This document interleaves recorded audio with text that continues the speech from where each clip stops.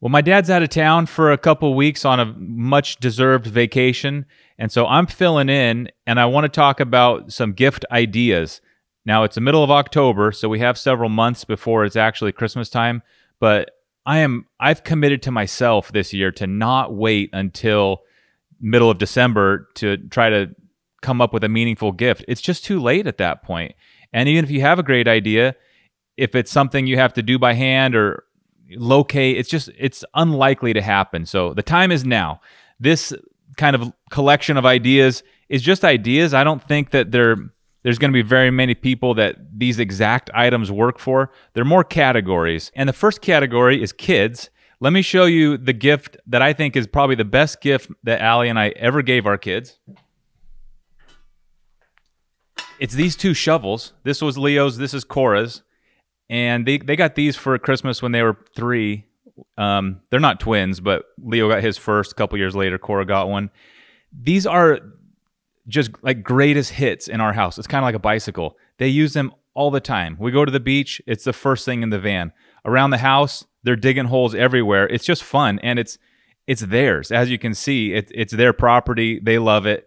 And I have a little boy, Rusty, who's 2, and this is what he's getting this year. And I was planning on getting him another short one like this, but when I saw this shovel with a long handle, I got real excited because I think a kid could really dig with one of these. It's basically the same proportion as a shovel I would use, just made for a smaller kid. This was only $6 at a hardware store. So tools are great for kids. I gave Leo a hammer a couple years ago and a stump for nails.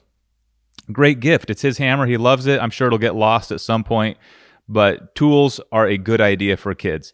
The other kid item that I have to recommend with 5 stars, it's another classic, an RC car. Now, Leo got this 2 years ago, and I bought a different one for him for Christmas that he opened. I bought it on Amazon. I think it was $50. It broke the next day, and I was so annoyed at myself for... I thought I was buying a decent one based on the reviews, but almost as soon as I saw it, I knew like that's not going to be running on Valentine's. And sure enough, it wasn't even running on New Year's. So the day it broke, I felt so bad for the kid. He was really sad. I drove him to the hobby shop and we bought this one. I blamed it on Santa for making a junk one. And this was, I think, $120. So it was a little more. But here's the thing. When you get an RC car from a hobby shop, you can buy parts for it. This has broken several times, and we are able to repair it together. For example, this little servo went out, and Leo and I are getting it repaired now. He's learning a lot from it. I'm learning a lot. It's kind of a fun hobby together, and I expect we'll be driving this car when he's 12, 13, 16, probably even an adult.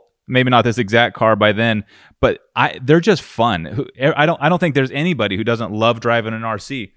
Another thing that we've both been learning about is like batteries. We bought a new different type of battery for it, which has been, it's just been a kind of a fun hobby that we can do together. So, you know, an RC is one way to do that. Maybe it's a small engine or a small dirt bike, but any type of a gift that you can kind of be involved with the kid is a great way to go. And an RC car, especially like a hobby grade one, is a great place to start.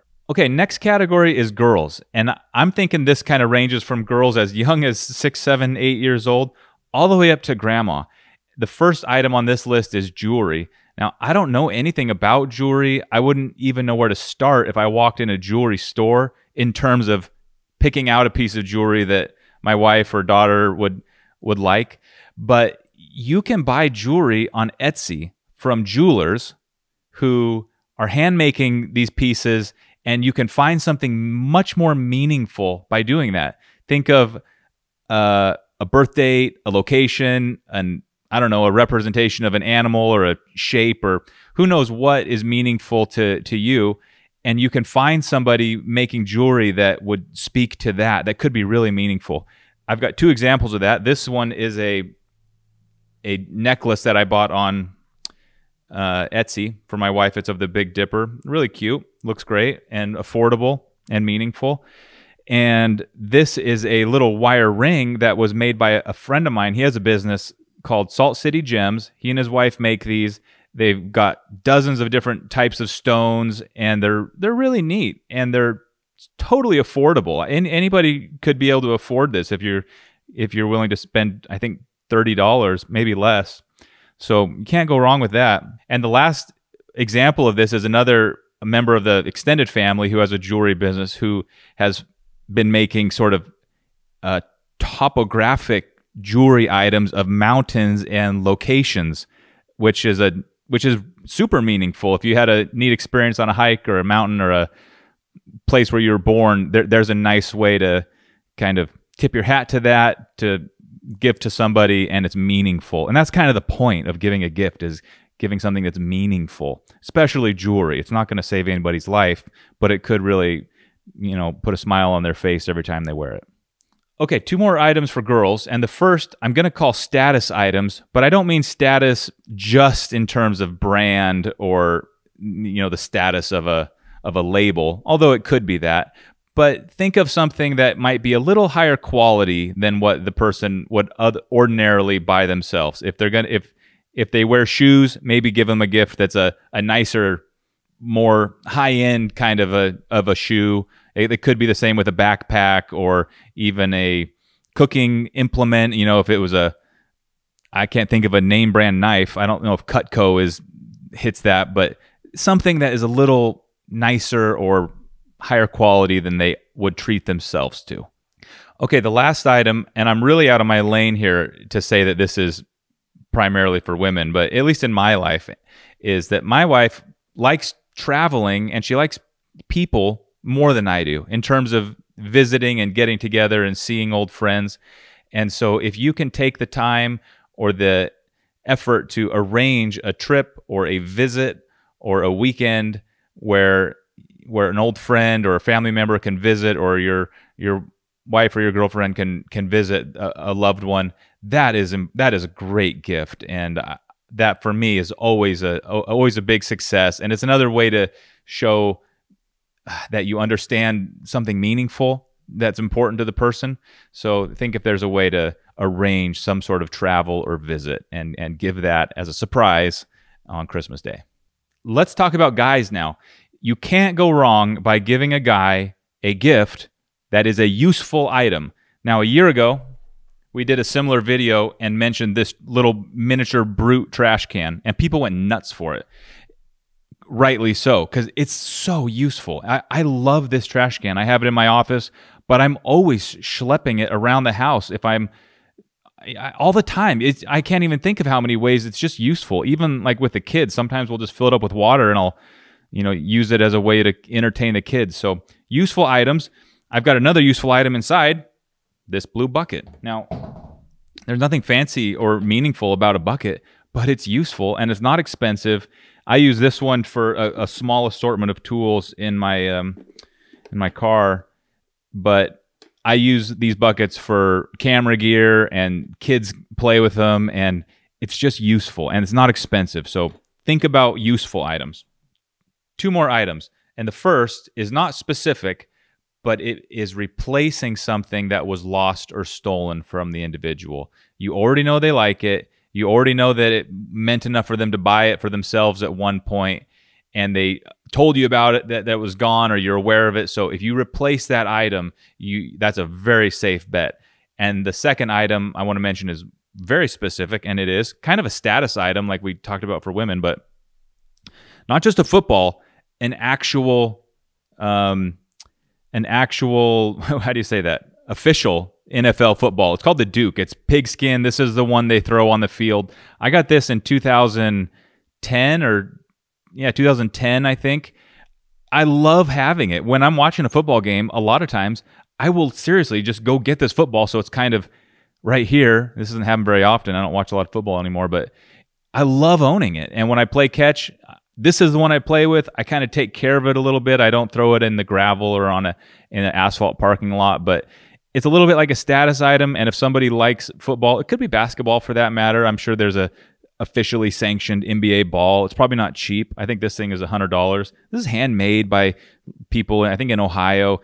It's just it's a status item. I love it. And if you got a person who's got a a football hobby, there's a nice way to sort of get them a little closer to that. Okay, last category, and I'm going to run through these, and this is where things are going to get more specific, are sort of things that are good for anybody. It's not men or women specific, but here's just some gifts that have worked really well for me and my family and in my life.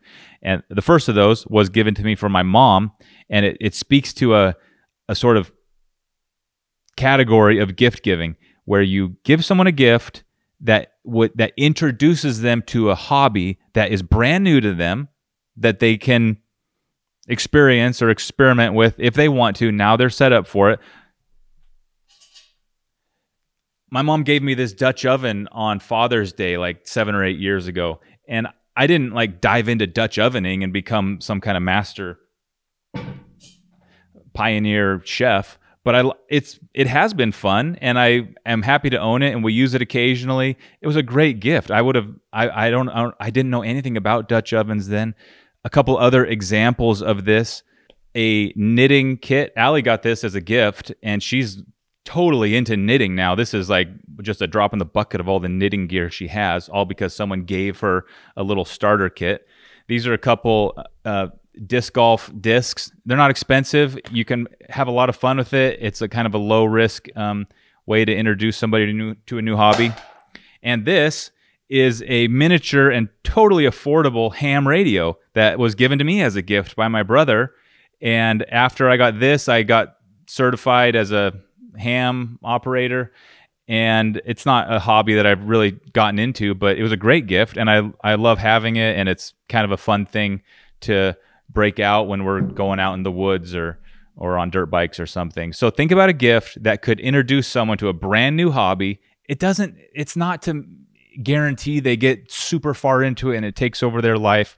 It's just to give them everything they need in case they want to. And if they don't, that's fine too. It doesn't have to be a big expensive thing like you're buying somebody a whole dirt bike or something. Just kind of give them a taste of something new. Okay, you're on the home stretch of this. I'm going to get into a bunch of specifics now. And remember, the point is to jog your own memory and sort of ideas. You don't have to follow suit here, but use these as just kind of starting off points.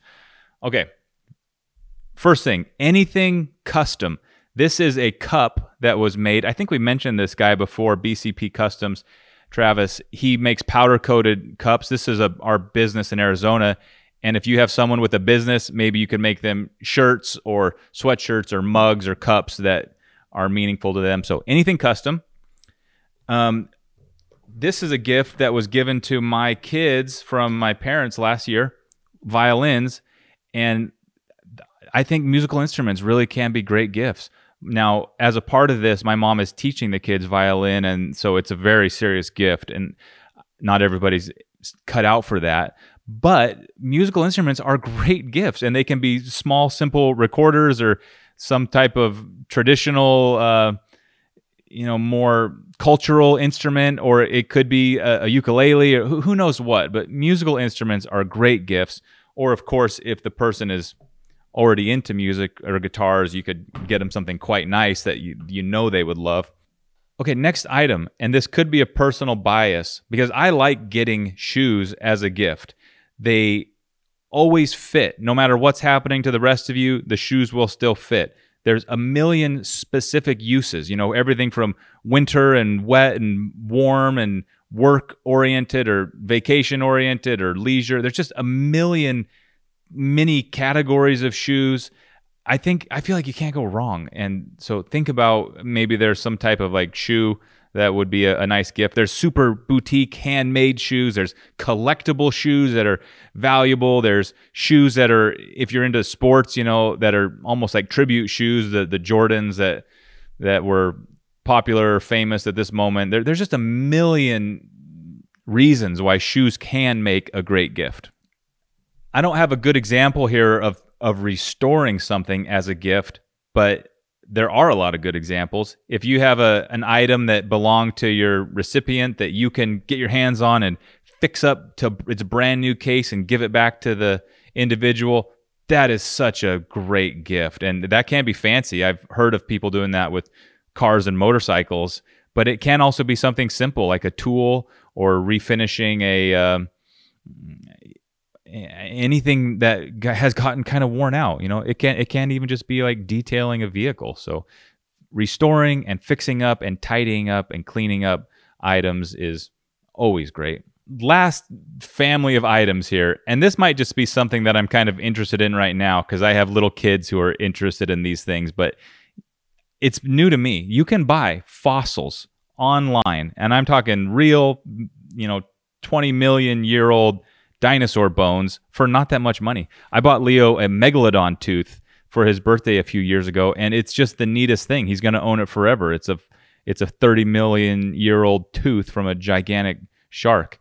You can buy, elk antlers and sheds and interesting rocks and meteorites and geodes and these things they're just neat, almost like, I would say, miniature museum items. Now, it's not like it would actually be in a museum, but in your house, to have something interesting and have a neat spot for it, especially for a kid, is really fun. And I remember being a kid going to a rock shop a couple times and thinking that little rock that I came home with was the most special thing I owned.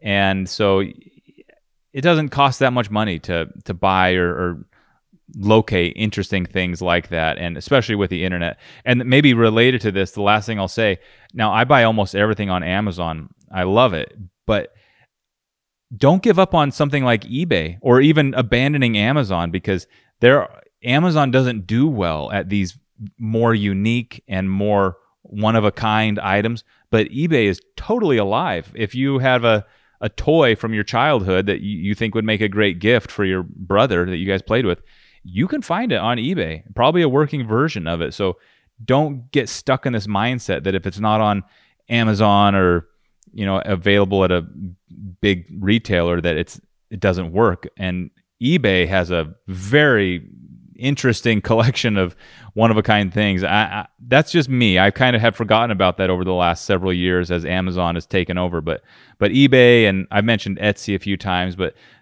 a lot of these things, like the megalodon tooth, like there are sites where these dinosaur bones and fossils or whatever it may be, like the RC car we mentioned, you're not going to find this hobby-style RC car on Amazon. You have to go to a hobby shop. So unlock your brain from thinking about Amazon or Best Buy or Walmart or whatever the places that move the most product. Kind of think outside of that. Maybe it's even local stores. My dad has mentioned about his blacksmithing apron, how that was made by a leather worker in our town here that my grandma located, and that was a really meaningful gift. I should mention that we sell those, but as an example, maybe there's a YouTube channel or some sort of online person that your person is interested in, and little one-off, more off the beaten path items like that can be really meaningful. Thanks for watching while I